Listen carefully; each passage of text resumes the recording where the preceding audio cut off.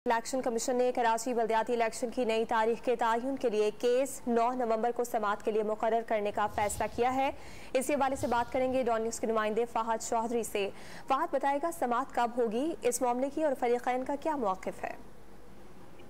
जी देखिए, कराची में बल्दियाती इंतखाबात के हवाले से चीफ इलेक्शन कमिश्नर की सरबराही में एक इजलास हुआ, जिसमें सिंध हुकूमत का जो एक और खत इलेक्शन कमीशन को मौसूल हुआ है उसका जायजा लिया गया, जिसमें सिंध हुकूमत ने एक बार फिर माजरत की है कि पुलिस और सिक्योरिटी फोर्सेस की जो इजाफी नफरी है वो इलेक्शन के लिए फराहम नहीं की जा सकती है। और उसमें 3 वजूहात उन्होंने बयान किए। एक तो दिफाई नुमाइश जो होने जा रही है कराची में, उसको सिक्योरिटी फराहम करने के हवाले से, और एक जो बहाना सिंध हुकूमत ने किया है वो ये है कि कोविड वैक्सीनेशन कराची में जारी है, उसको सिक्योरिटी फराहम करने की वजह से इलेक्शन के लिए सिक्योरिटी एहलकार फराहम नहीं किए जा सकते। जबकि लॉन्ग मार्च को रोकने के लिए, धरने को रोकने के लिए जो सिंध हुकूमत ने नफरी इस्लामाबाद भिजवाई है, उसकी वजह से भी इलेक्शन के लिए नफरी अवेलेबल नहीं है। तो चीफ इलेक्शन कमिश्नर ने यह फैसला किया कि जो जमात इस्लामी की दरखास्त आई है उसको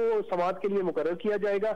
9 नवंबर को उसकी समाअत होगी, जिसमें वफाकी सेक्रेटरी दाखिला के अलावा IG सिंध और चीफ सेक्रेटरी सिंध को भी तलब किया जाएगा। जबकि जमात इस्लामी के अलावा तहरीक इंसाफ, MQM और पीपल्स पार्टी के नुमाइंदों को भी तलब किया जाएगा, ताकि वो भी अपना मौक़िफ़ दें और तमाम स्टेक होल्डर्स की मुशावरत के बाद बल्दियाती इंतखाबात की नई तारीख के हवाले से फैसला किया जाएगा। बहुत शुक्रिया फहद, आप तफसीलात से आगाह कर रहे थे।